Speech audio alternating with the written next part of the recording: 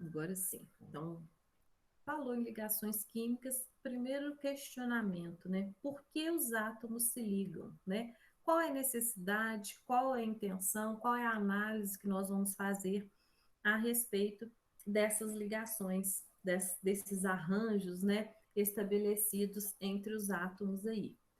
Então, a primeira questão, né, que nós vamos discutir hoje é a respeito dessa necessidade das ligações ocorrerem entre os átomos, tá?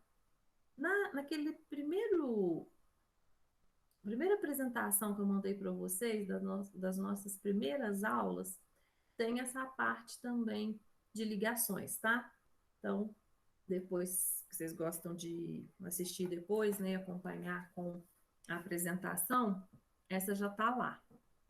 Depois vocês dão uma olhadinha lá. Então, vamos começar aqui essa nossa discussão aí a respeito das ligações.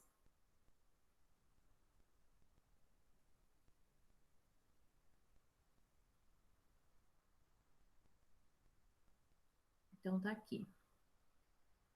Então, vamos lá responder a nossa primeira pergunta.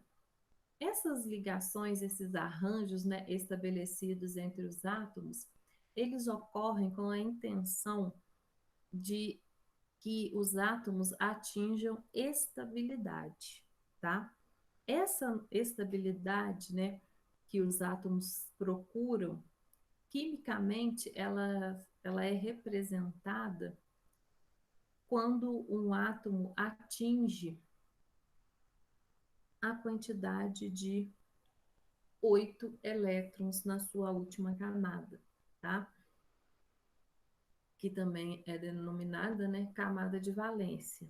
E isso, né, como vocês sabem, nós temos ali dois elementos que não vão atingir, né, essa estabilidade com 8 elétrons, que é o hélio e o hidrogênio, né? Como eles têm apenas uma camada, né, de elétrons, né? O hélio tem só os dois elétrons e o hidrogênio tem um. Essa estabilidade deles será atingida, será mostrada com esses dois elétrons aí na camada de valência. Mas os demais átomos todos vão atingir essa estabilidade com 8 elétrons. E por isso tem a chamada regra do octeto, tá? Que é a regra, né, na qual os átomos passam a ter esses 8 elétrons na camada de valência. Como que isso vai acontecer? Eles sempre procuram, né, igualar a sua configuração eletrônica com o gás nobre mais próximo a ele. Então, para isso, né, eles podem perder, ganhar ou compartilhar elétrons. Então, com essas atitudes, né, respeitando cada característica envolvida nos átomos, nós vamos ter aí três tipos de ligações diferentes: a iônica, a covalente ou a metálica, né? E dependendo desses, de qual seja a ligação, né, de qual seja o arranjo que os átomos terão, elas também têm características, né? A gente tem grupos ali dentro da tabela, átomos que têm característica de perder, né, de doar elétrons, que são os metais, né? Ali representados pelas famílias um, 2 e 3. 13, né, que a gente fala, antiga 3A. E do outro lado, nós temos um grupo que a característica dele, a necessidade deles é de ganhar, de receber elétrons. Aí seriam os elementos do outro lado da tabela, né? Encontrados na família 15, 16 e 17.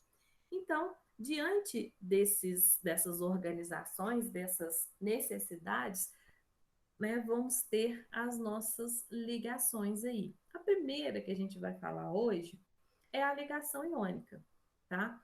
Essa ligação iônica, gente, ela pode ser estabelecida, né, e determinada de algumas maneiras. Aqui na nossa apresentação, ela traz as informações mais diretas sobre a ligação. Então, falou em ligação iônica, ela vai ter que ocorrer entre grupos, né, com características diferentes. Então, por isso, toda ligação iônica ocorre entre metais e ametais. Os que perdem elétrons e os que ganham. Então, aqueles metais que têm a necessidade de doar elétrons, de perder elétrons, vão se ligar com os ametais que têm a necessidade e a característica de receber. Né? Esse é um tipo de ligação muito forte, tá? Que ocorre entre os átomos e, como o próprio nome já diz, através da formação dos íons, né?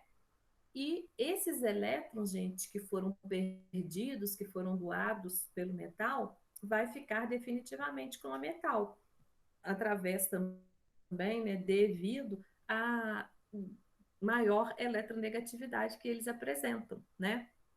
E isso, essa doação e esse recebimento dos elétrons serve para que todos os dois átomos, né, ou mais, ou os grupos envolvidos nas ligações, alcance as estabilidades deles, através da nossa chamada regra do octeto.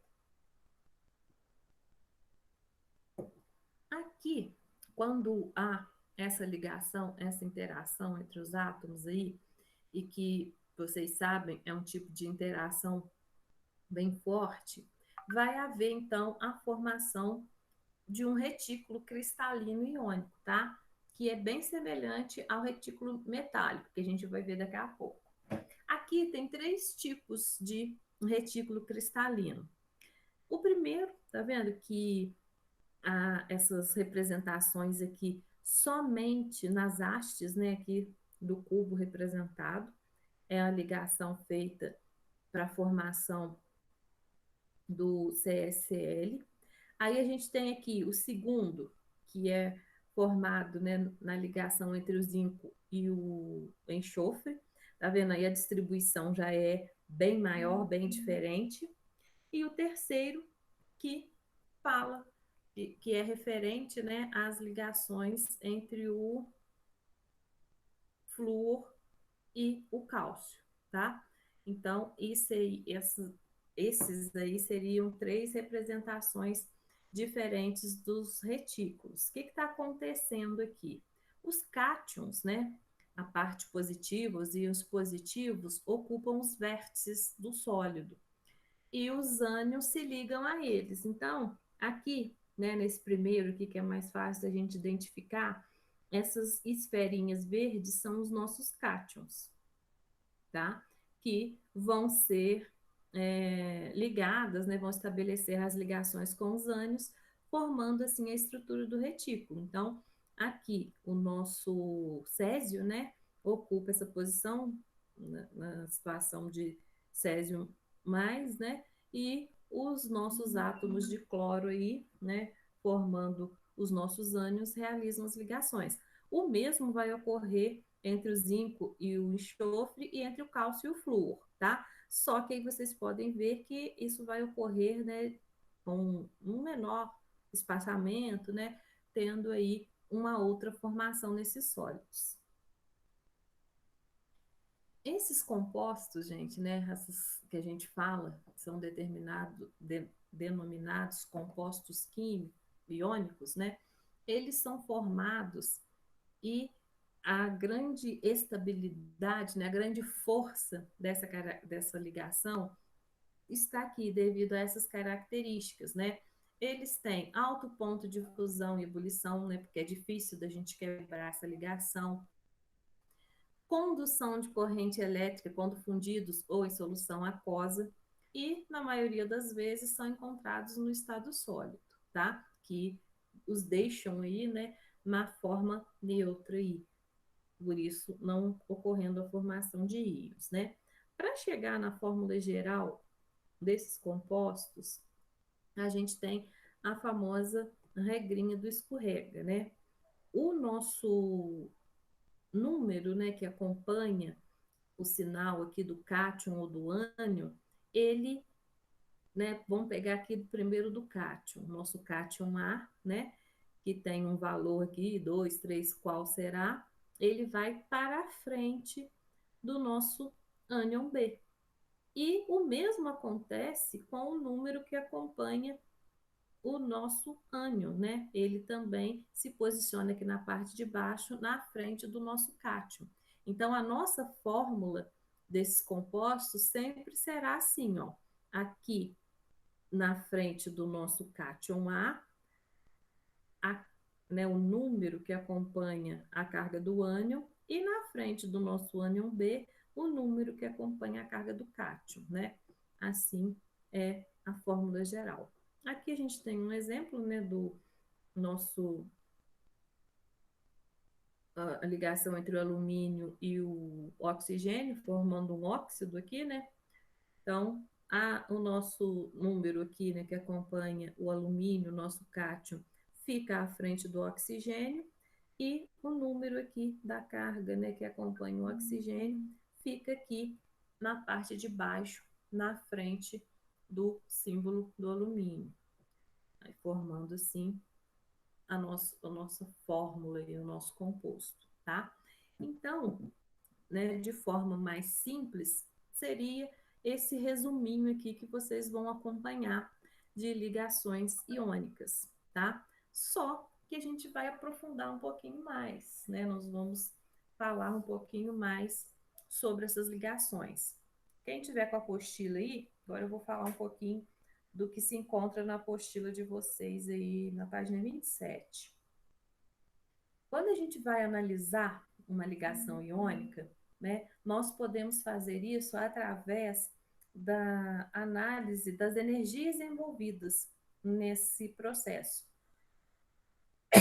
Para isso, a gente tem o ciclo de Hebs, tá? Que está aí representado nessa página da apostila.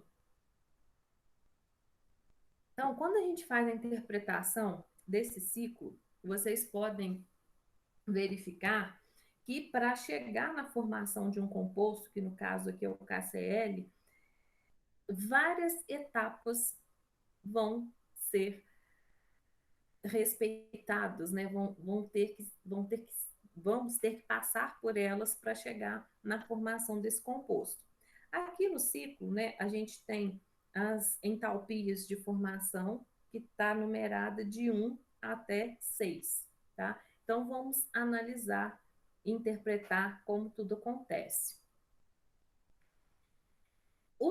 A nossa ligação, né, que está aí representada aqui no ciclo de Hebs aqui, ele vai começar e terminar com substâncias simples, tá? Então, ele parte aqui, ó, da nossa entalpia 1, tá escrito aqui o início, né? Aqui no nosso lado esquerdo, aqui próximo à espiral da apostila, que é igual a 89 kJ por mol. Então, essa primeira entalpia, a gente chama ela de entalpia de atomização ou de sublimação, tá? O que vai acontecer aqui?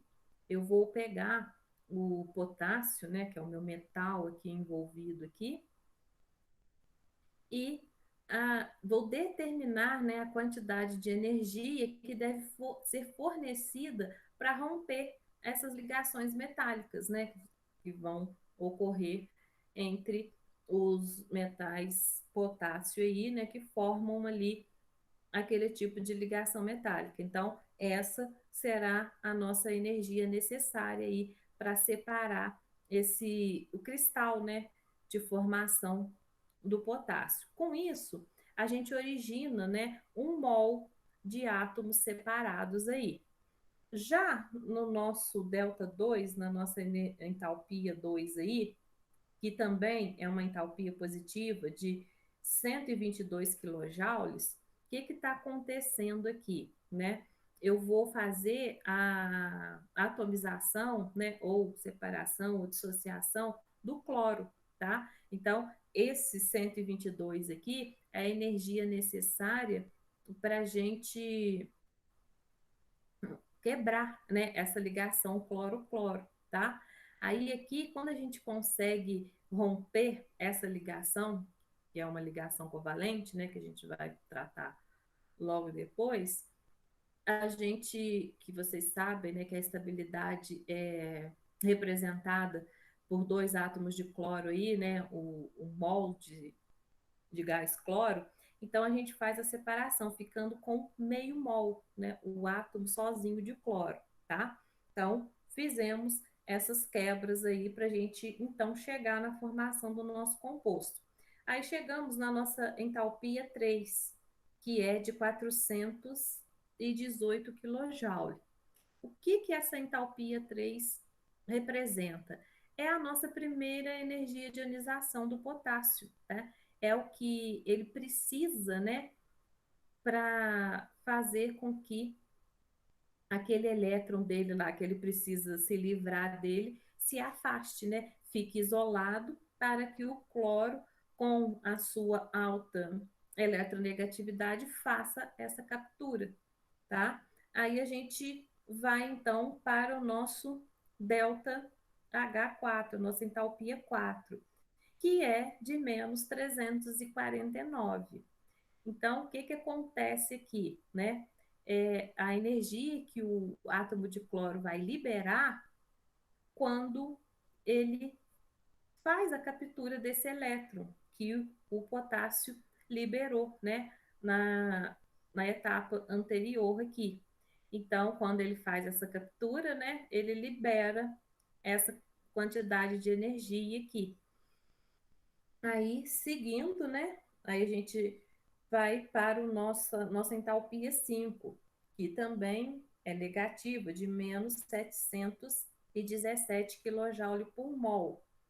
Essa entalpia 5, né, é a energia envolvida na formação da nossa rede, do nosso retículo, né, que a gente falou lá na apresentação, para formar a nossa substância KCl, que é o nosso cloreto de potássio, tá? Então, para que haja essa formação, vai ter que ter esse desprendimento, né, essa liberação de energia aí, para que o nosso cristal iônico fique mais estável, tá? E esses íons aí consiga fazer aquelas ligações lá entre os cátions que a gente mostrou lá na apresentação. Chegamos então no final do nosso ciclo, né, com a nossa entalpia 6, que é de menos 435 kJ. Então, fizemos todo o ciclo, né, desde a formação dos nossos íons aí até a formação final da nossa substância. Aqui, gente, nessa etapa aqui que completa o ciclo, o que vai acontecer? Né? As nossas substâncias simples, o nosso K e o Cl, né? Eles chegam até a formação do nosso cristal, né? Aquelas ligações que a gente viu lá entre cátions e ânions, e forma, né? Termoquimicamente falando, o nosso KCl, que é o nosso cloreto de potássio, tá? Então, durante o processo, né, a gente tem etapas onde é necessário o ganho de energia e depois o desprendimento, né? A devolução dessa energia que foi usada aí para fazer todas essas ligações. Então, quando a gente fala a respeito dessa análise aqui em cima das entalpias de formação, né, parece que é mais complicado. Mas isso aqui é só um outro olhar do que eu acabei de apresentar para vocês de uma forma bem simplificada, né? Essa união entre os nossos ametais e os metais, formando assim os nossos compostos iônicos aqui. E a partir do momento, né, que esses compostos são formados, né, eles entram numa estabilidade aí, né, numa ligação muito forte, e para que seja possível quebrar, a gente vai passar por altos pontos de fusão e ebulição, né? Geralmente, a maioria desses compostos, eles se apresentam no estado sólido, nas temperaturas ambiente, né? Eles também, eles vão ter, né, a questão da solubilidade em água aí, que a gente analisa, né? Nós vamos ter compostos que são praticamente solúveis em água e outros que são muito solúveis. Então, vai ter essa variação aí que a gente vai ver que alguns compostos, né, eles vão ter mais facilidade de se solubilizarem em solventes apolares. Então, vão ter diferenças entre essas solubilidades aí devido a essas características que cada um desses compostos vão apresentar, né? E a partir do momento que eles fazem essa solubilização, aparece então a propriedade da boa condução elétrica que eles têm aí, né, a partir da formação dos íons aí. Apresentam, né, uma dureza e tenacidade, tá? Essa dureza, ela é consequente do forte grau de interação entre os íons, né? E por isso, né, é difícil de fazer a separação.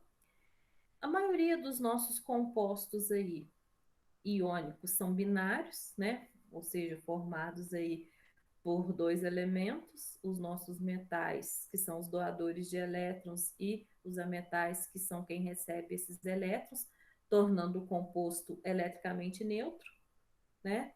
E, além disso, né, esses elementos, eles têm essa características, né, de formar aí cátions e ânions, e com isso, a configuração eletrônica deles vai ficar próxima dos gases nobres lá, como nós falamos lá, né, no comecinho da apresentação.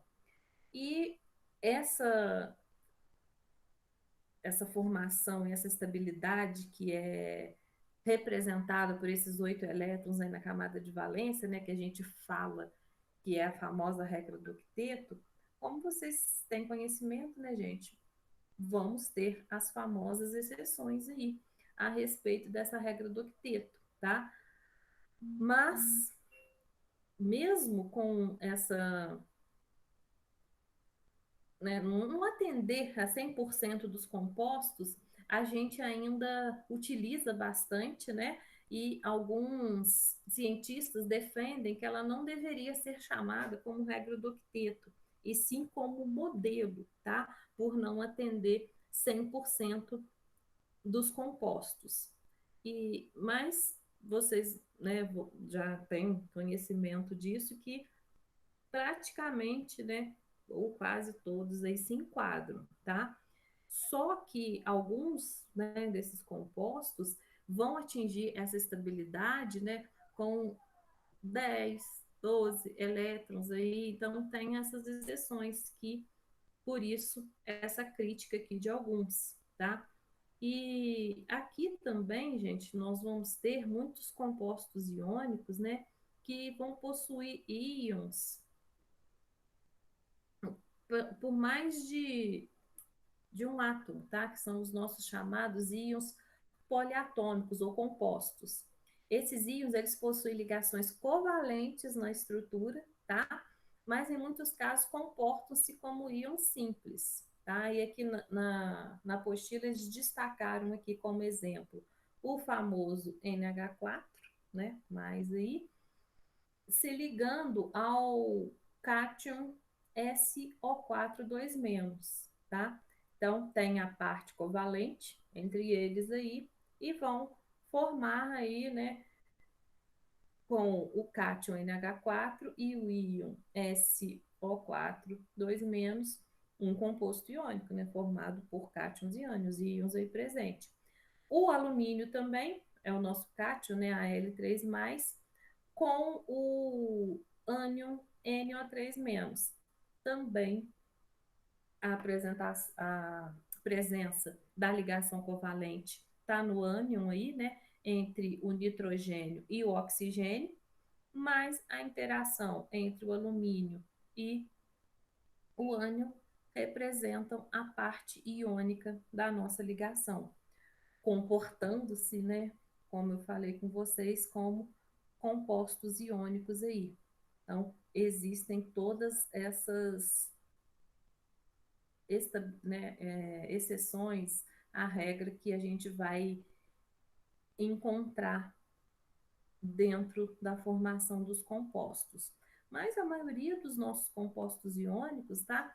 entram muito facilmente aqui na regra do octeto, nessa questão aí dos compostos serem binários, tá? Na maior parte dos que nós usamos aí enquadra muito bem nessas definições, né? Igual nós já começamos aí a analisar a formação do KCl, tem também o nosso famoso NaCl, que é o nosso cloreto de sódio, né? O KCl é o cloreto de potássio. Então, aqui são exemplos clássicos dessa formação de compostos iônicos, né? Os nossos íons aí, o K e o Na, fazendo a combinação com o nosso ânion, né, que é o Cl- aí, formando essas substâncias, né, sendo estruturas biatômicas, né, e com caráter de ligação iônica, né, não tem como sair dessa definição, e quando se encontra no estado sólido, estão eletricamente neutros. Por isso que eles não conduzem corrente elétrica se não estiverem em solução aquosa ou, né, após sofrerem a fusão, né, que a gente fala da questão de alguns metais aí que fazem também essa condução após a fusão, né, derretimento, vamos falar popularmente, dessas substâncias. Tranquilo? Então, eu ia começar a falar de ligações metálicas. Eu ia fazer hoje iônica e metálica, tá? E deixar para a gente fechar com ligações covalentes semana que vem. Mas como já houve esse atraso da aula de história lá devido ao imprevisto, eu vou fechar por aqui, porque aí acerta o horário de vocês, não fica complicado, tá? Aí semana que vem a gente faz ligações metálicas. Se achar melhor, a gente faz uns exercícios, ou se der, a gente já fecha com a ligação covalente. Tá tranquilo? Tem alguma dúvida? Alguma coisa? Não, professora. Oi, Tayane. Falei que não tenho dúvida. Não, tranquilo? Então, Sim, beleza. Mais ninguém? Mariana, tudo certinho? Henrique, Jennifer, Bruna? Tranquilo até aqui. Tudo certinho, professora. Então, beleza, gente. Muito obrigada pela atenção de vocês aí, presença de sempre. Boa semana para vocês e boas aulas aí pela frente. Tchauzinho. Ô, professor, Oi, Henrique, pode falar. você vai mandar os slides lá dessa aula? Então, Henrique, dá uma olhadinha. Você podia fazer o favor para mim? Eu tenho quase certeza. Lembra aqueles primeiros que eu mandei para vocês das nossas aulas de átomo lá, de